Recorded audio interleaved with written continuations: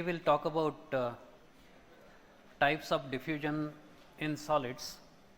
We had seen so far how diffusion through solid state is different from the diffusion in fluids, and how do we take care of different geometries when ordinary diffusion is contributing to the solute transport in or out of the solid with a regular geometry, like a slab, a hollow cylinder, or a sphere. Now we come to one of the ideas that the solid matrix and its interaction with the diffusing solute, how it could influence diffusion. Broadly, we look at these three kinds of diffusion: diffusion through polymers, crystalline solids, including metals, and a very broad category of diffusion in solids, so to say, in porous structures, porous solids. We will take these one by one. I expect today we should be able to talk about the diffusion through polymers and a bit through the crystalline solids. As I remarked earlier, the interaction of the solid structure and the solute molecules will determine how diffusion occurs and what is the rate of transport. Now, coming to polymers, a certain set of things must be kept in mind. As you well know, the polymers are made of macromolecules. Usually we have long molecules, and the chains are constantly in motion because of the temperature, thermal motion.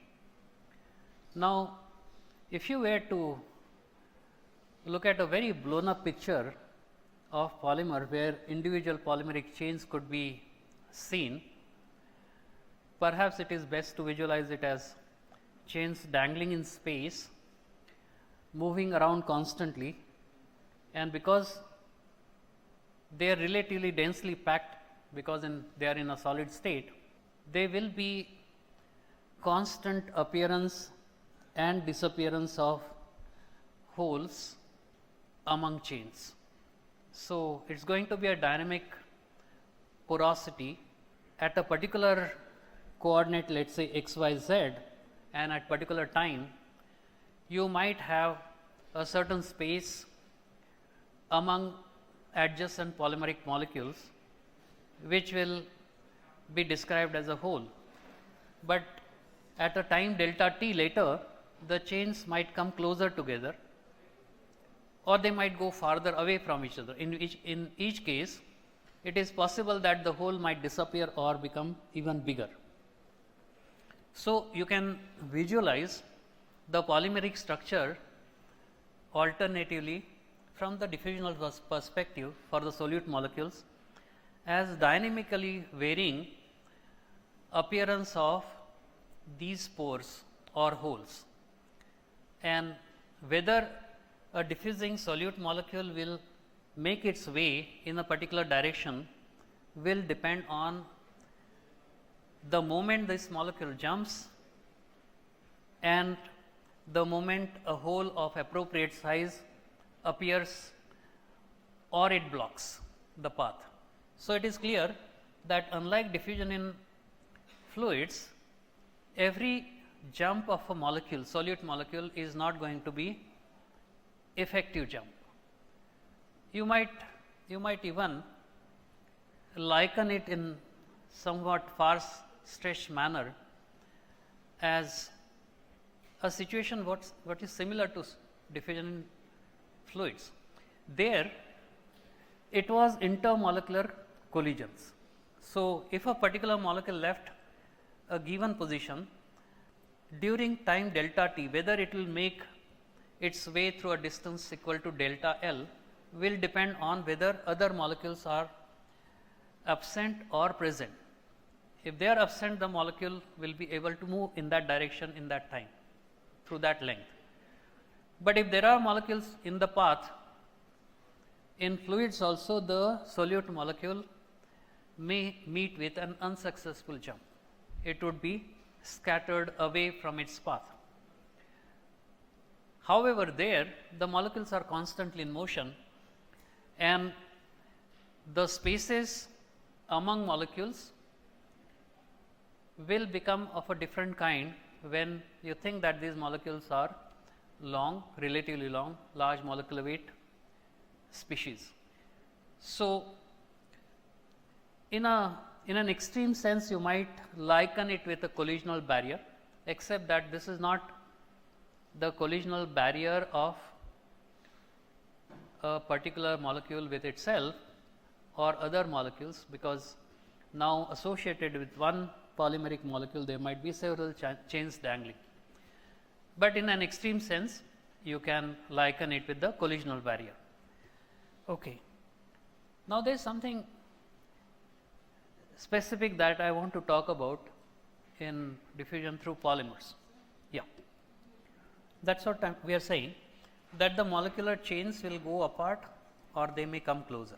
They are all dangling in space. That is a picture you have to have. So, if a molecule is trying to go in particular direction, then it depends on whether that space is available for it to go through. If the chains happen to come in the path, blocking the path of that molecule, the molecule will be thrown back. If they go away from each other, then there is hole of appropriate size the molecule can go through. Now, that depends on structure of the polymer. So, it may not be a cross-linked polymer.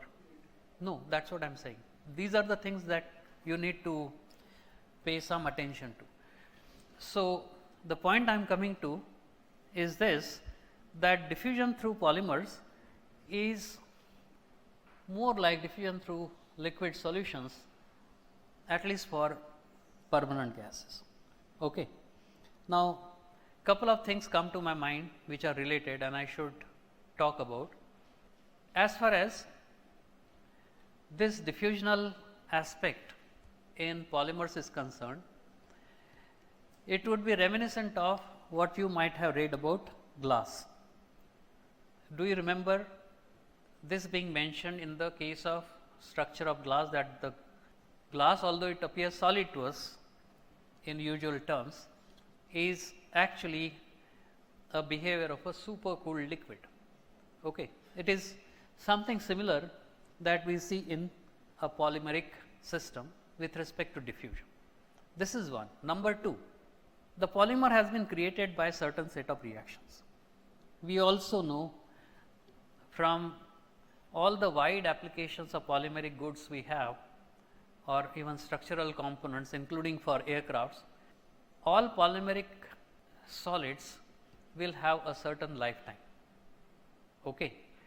And the lifetime is not only because of what is the interaction between this solid and the environment, but also it has been proved that the original reactions which lead to the polymer formation could continue almost through the lifetime of the polymer. So, a certain aircraft part made of a polymer, you may presume, is undergoing reactions even up to the time that that part is operational and is used. So, we have these reactions constantly going on. We have this structure. The diffusion is more like diffusion through liquids rather than through solids, but certainly the diffusion coefficient, as you will see shortly, will be much lower, about an order of magnitude lower than what we expect to see in liquids. Having said that, and also having mentioned the magnitudes of diffusivities in most of the solids, this is relatively large diffusional transport rate through polymers. Okay. So, this is what I have tried to explain here. Supposing that you have two bodies of gas like say helium or hydrogen and separated by a membrane like polyethylene, what does happen? The solute molecules first dissolve into the face of the membrane, and one could say roughly this is another instance where Henry's law will be applicable, which means basically the concentration or solubility is proportional to the partial pressure. Okay. So, depending on the solubility coefficient, the gas would dissolve at one of the phases and then the other phase is maintained at low concentration. So, by virtue of the Fickian law, the diffusion will take place in the direction of decreasing concentration. So, along the concentration gradient, and when solute diffuses through a polymer, we generally say this is activated. And what do we mean by activated diffusion? Activated diffusion actually has a connotation or implication on kind of relationship diffusivity has with respect to temperature. If the diffusivity is related to temperature, like say a first order reaction rate depends on temperature or by Arrhenius law, we call that diffusion activated diffusion. So, in particular the diffusivity would be given by an expression like this: dA through the solid is like a constant d0 into exponential minus hd by RT, where this hd is the energy of activation. Okay. And this in turn is related to what I was saying, that the molecules are not jumping from one, solute molecules are not jumping from one place to another place successfully with 100% efficiency. Rather, it would be limited by the changes in structure which is happening, and we account for that through this term e power minus hd by RT. Okay. This is what we mean by activated diffusion. This I have already explained to you, that the polymeric chains are constantly in motion, and so the probability that a solute molecule jump will be successful or not will depend on whether we have those spaces or holes available of appropriate size. If they are not, then those jumps are unsuccessful. For simple gases, the diffusivity is practically independent of concentration. This is not to be taken as a generalized statement only for polymers, and for permanent gases we could say diffusivity is reasonably independent of concentration, but it is strong function of the molding pressure of the polymer. So, if you have a slab made of polymer, how it was molded, what kind of pressure distribution was there, would have an impact on diffusivity magnitude. The diffusivity is of the order of 10 to the power minus 10 meter square per second. Recall that the diffusivity in liquid state is of the order of 10 raised to minus 5 centimeter square per second or 10 raised to minus 9 meter square per second. So, this is about one order of magnitude lower diffusivity than typical diffusion coefficient in liquids. Okay. But one order of magnitude is nothing compared to the magnitudes that I had mentioned earlier. You could have huge factors with which the diffusivities differ between liquids and solids. Now, it also depends on how large the solute molecule is and what is its structure. If you have straight chain molecule which is diffusing, the probability that you will find higher diffusional transport rates is quite high. The straight molecules are probably able to make way through these dynamically available holes between the polymer chains compared to the resistance branch chains would have. Branch chains are more likely to get stuck in these holes. So, lower diffusivities are to be expected for branch chains compared to the straight chain compounds. It is here that I should take a minute and explain to you one of the important models for diffusion of polymers. I am talking of now diffusion of polymer, but because this point triggers the similar visualization. When you look at diffusion of a polymer, and if the polymer is straight chain compound, large molecular weight, then it turns out based on molecular weight you would have ordinarily expected a much lower diffusivity, whereas what is observed experimentally is you find for the same molecular weight, but straight chain compound polymer, the diffusivities are much larger through other media. Now, why that might happen? This is answered by a model called reptation model. It As the name would suggest, rept is common with reptile. The polymer behaves as if a snake is making its way through a hole. It's easier for a long chain molecule, straight chain molecule, to go through this porous structure rather than for branching. Okay. If on the basis of equivalent molecular weight you were to take a spherical geometry, you would get much lower diffusion coefficient. So, reptation model is something which has found application in explanation of diffusion in polymers, but it was actually triggered by the fact mentioned here that the straight chain compounds or solutes would exhibit larger diffusivity, and the concept is similar. Now, there is certain aspect which I need to talk about, and that is the concept of a plasticizer.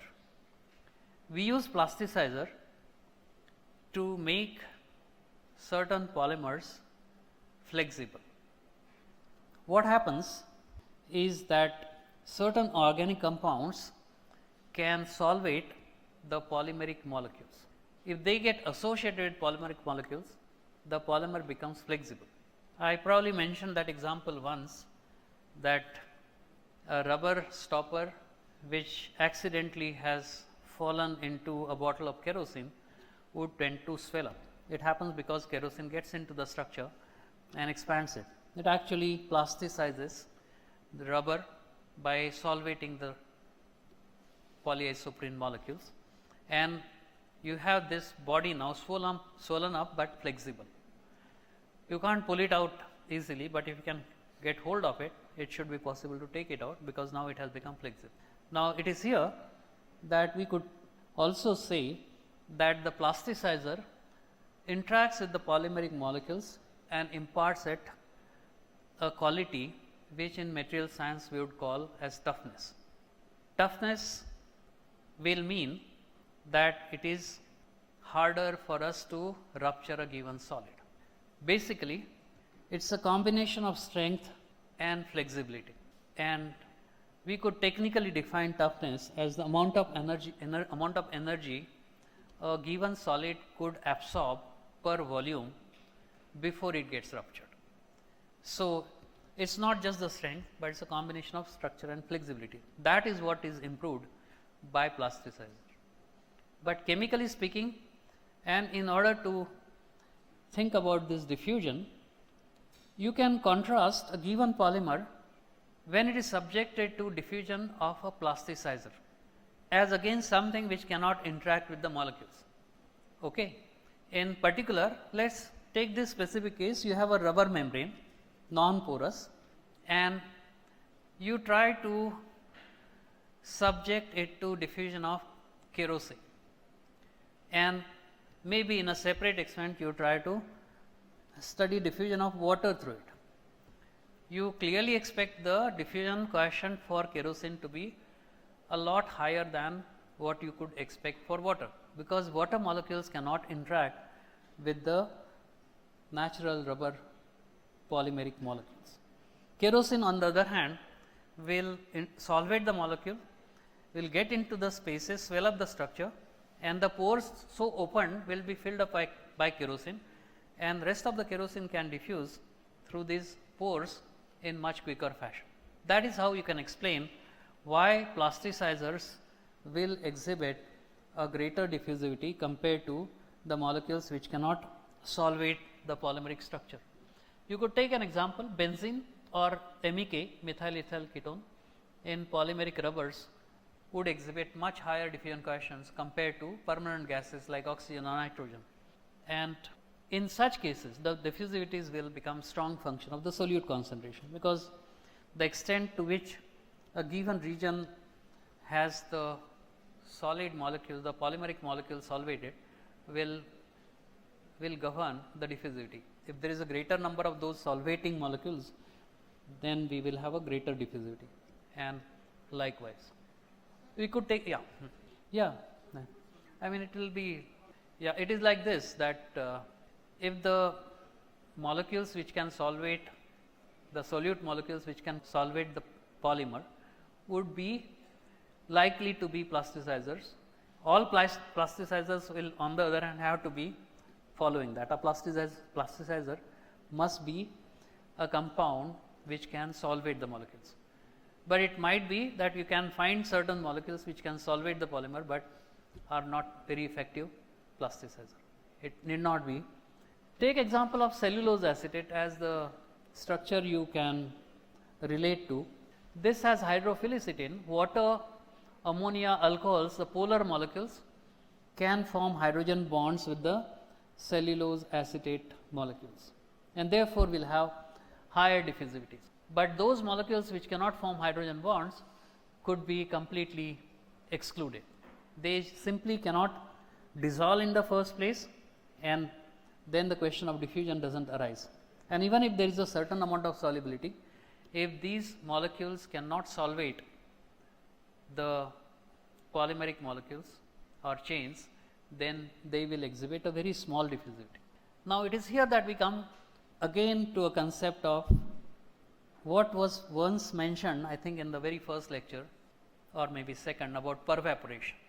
Remember, we talked of separation of ethanol from water, and we argued that it may be possible to have a polymeric membrane which allows a high solubility for ethanol. In that case, ethanol will selectively dissolve in the membrane, diffuse across, and at the other phase it would be evaporated. So, that will be combination of permeation and vaporization. That was the portmanteau. The permeation and vaporization or evaporation combined into pervaporation is the same concept that we have been talking about. If we have to witness diffusion, then the first step is the dissolution or forming that equilibrium concentration at one of the phases. So, first step is solute must dissolve and then it must diffuse. We might call this as permeation. The membrane is permeated, dissolved, and then flooded by diffusion of the solute molecules. So, the permeation is expectedly governed by permeability, which would depend on the gas solubility, which in turn would depend on the partial pressure, and it would depend on diffusivity. So, permeability is defined as this small p equal to dA times SA.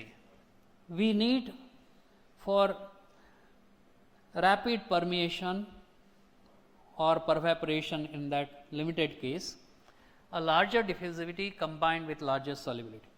It is this product which will govern the overall permeation rate that you can expect to see, and we have units here for the permeability: centimeter cube of gas at STP per centimeter square per second per unit pressure gradient, centimeter mercury per centimeter. This follows from the usual dimensional considerations.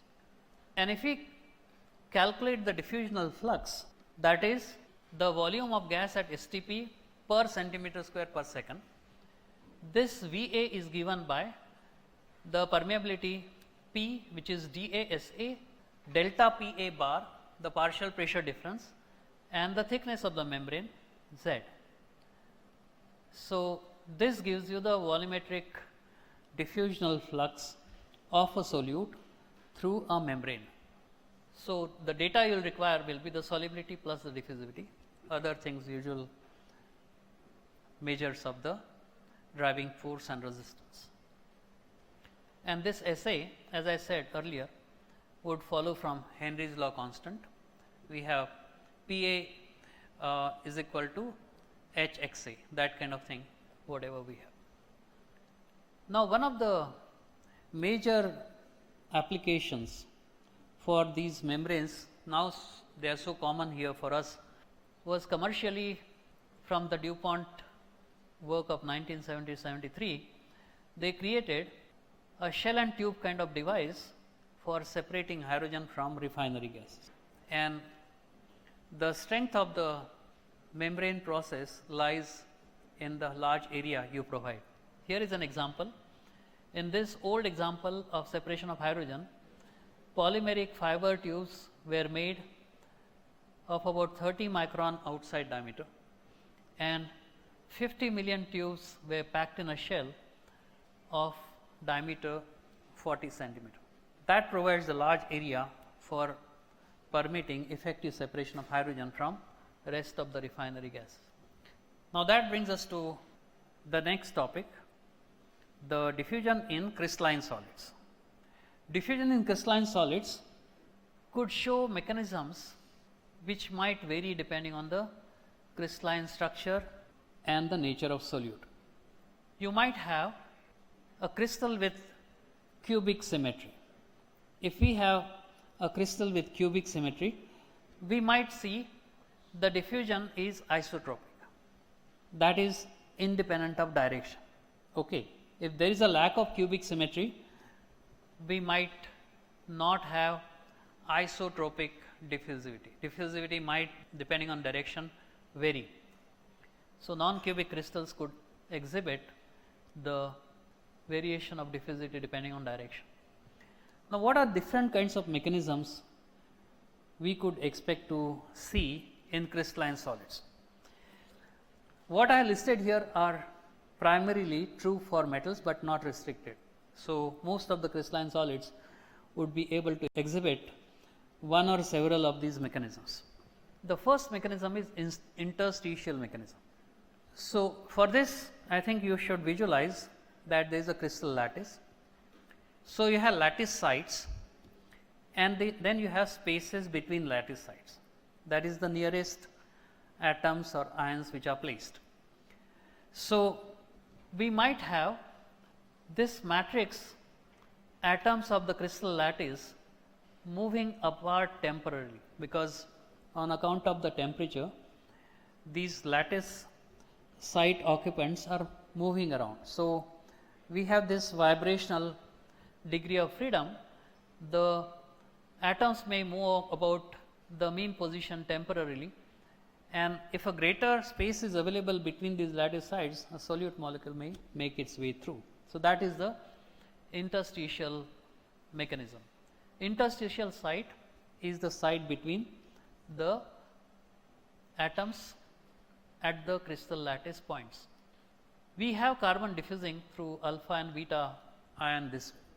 So, this is the interstitial mechanism.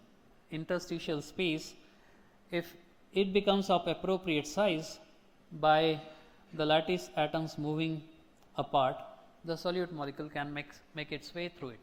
Next mechanism is vacancy mechanism, and by vacancy mechanism we mean if a lattice site is unoccupied, the occupant of a lattice site is absent for some reason, then an atom in an adjacent site can jump into it, thereby creating a vacancy behind it, and then it can trigger a series of movements which would lead to diffusion, and that is vacancy mechanism. Next one is interstitial C mechanism. Here a large atom occupying an interstitial site bullies a lattice atom adjacent to it, knocks it over, creates a vacancy, and then that vacancy it occupies. This would trigger another kind of diffusional movement. We call this interstitial C mechanism. Okay. Then we have crowd ion mechanism. This would be visualized by a queue of molecules densely packed or a chain of densely packed atoms. If it is subjected to intrusion of an external atom which disturbs the equilibrium position and pushes all the atoms in this close packed chain into a non-equilibrium kind of situation, triggering a kind of diffusion which would be called crowd ion mechanism. And then one last point is based on a question. Maybe this question would not be difficult for you to answer. Think of a crystalline solid. We might have two kinds of crystalline solids. We might have monocrystalline solid or you might have polycrystalline solid. I don't know whether I mentioned how large scale monocrystalline solids are made for computer chips. So, in one of those early lectures I must have mentioned Czochralski crystal growth, in which a seed crystal is made to rotate slowly and withdrawn from the molten pure silicon, making a larger and larger crystal, and some people have made a couple of meters tall and a couple of meters wide monocrystalline silicon, which then is subjected to machining and you make these thin wafers and the computer chips starting points. So,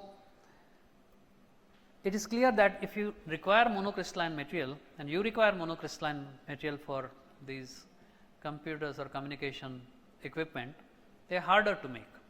In general, if you were to try and make a silicon crystal, you will end up with polycrystalline silicon. Now, if you were to think of diffusion of certain dopant through a monocrystalline material versus a polycrystalline material, chemically you see everything is same, the solute is same, the medium is the same silicon, but in one case you have monocrystalline silicon, in the other case you have polycrystalline material. So, what is your expectation? Where do you expect the diffusion coefficient to be greater, monocrystalline or polycrystalline? Polycrystalline, because polycrystalline material means we have between crystals the grain boundaries and the diffusion through grain boundaries is faster.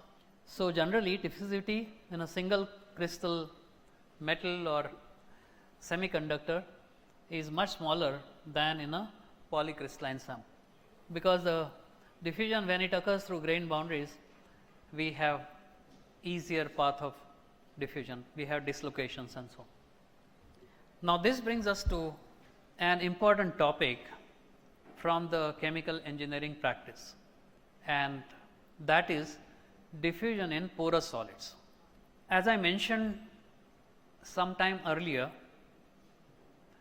in chemical engineering practice we require very large interfacial areas, very large surface areas. You could think of catalysis. In heterogeneous catalysis, you want to have a catalyst packing as large area, surface area in as little volume as possible. So, you can think of materials like activated charcoal, activated carbon, which will have enormous amount of area. It is possible that 1 gram of material might be able to pack surface area equivalent to the area of a typical football ground. So much area can be packed into so little mass or volume, and you would have thousands and tens of thousands of such pellets in a packed bed reactor, and that is the reason why you would be able to effect chemical reactions on an economic scale. So, surface area becomes very important, but it comes with a price. The price is most of this area is in the interior. So, if a solute has to go, a reactant has to go and react at a surface, it has to make its way through these pores and reach a site which is catalytically active, but not so easily accessible. So, here comes the question, how is the porous network to be described? And realistically, the pores we will encounter, they will not be straight, they will be of varying cross section, they would not be straight in their linear dimension, they rather will have tortuous geometry. So, the pores have a varying cross section and they are tortuous. So, that would bring in certain factor which is in terms of reduction of the effective diffusivity. and we would like to think about these factors too. Overall, the solute movement through the porous solid will be because of difference in concentration, okay, or difference of partial pressure. In addition, depending on the kinds of pores we have, we may have a possibility of ordinary hydrodynamic flow. Okay. We will come to these aspects one by one.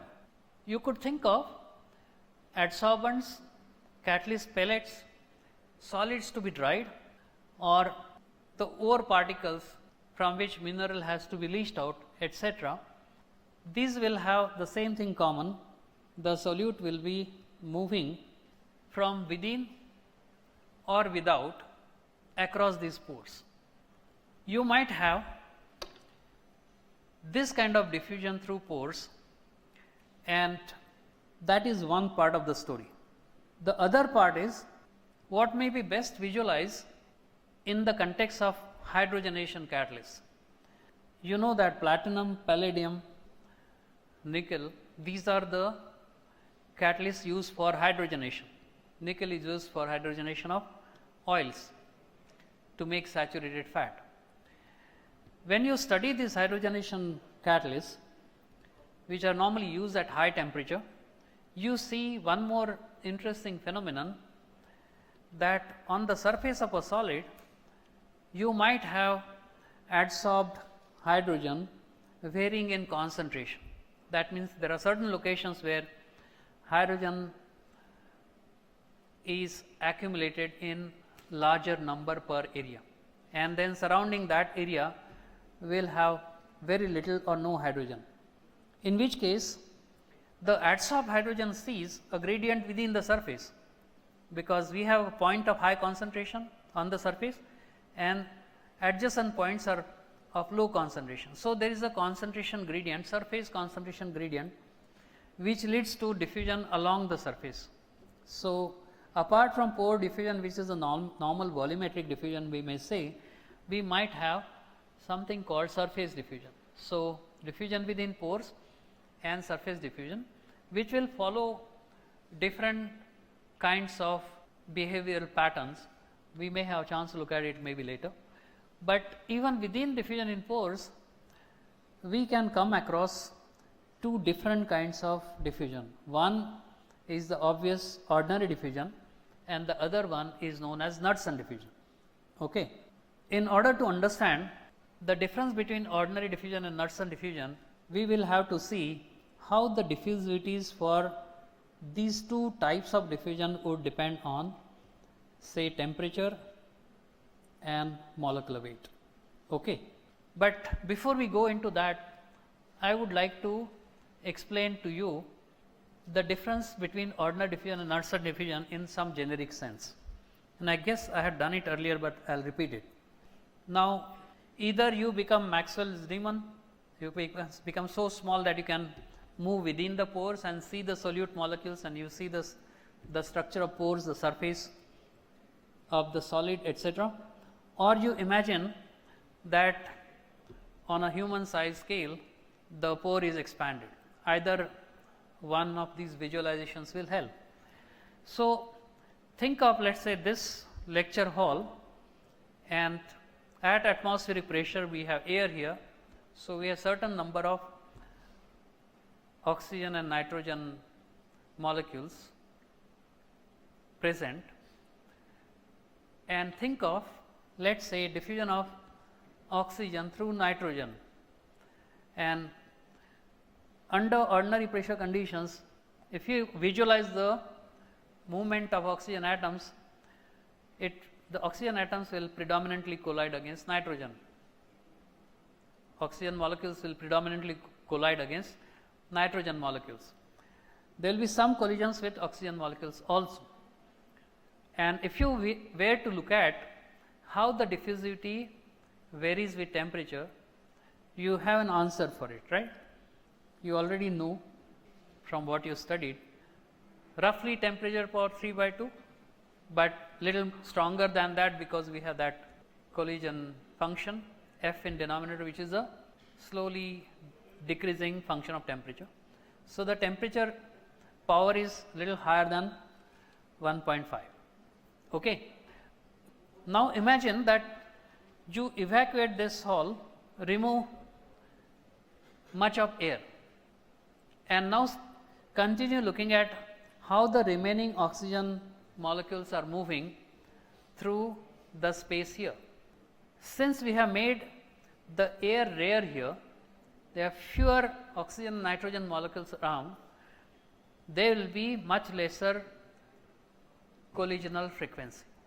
Most of the oxygen molecules may manage to go through half of this hall without a single collision, and then you decrease the pressure further, and you would come across a situation that most of the molecules move about and collide against the walls or the floor and the roof rather than other molecules.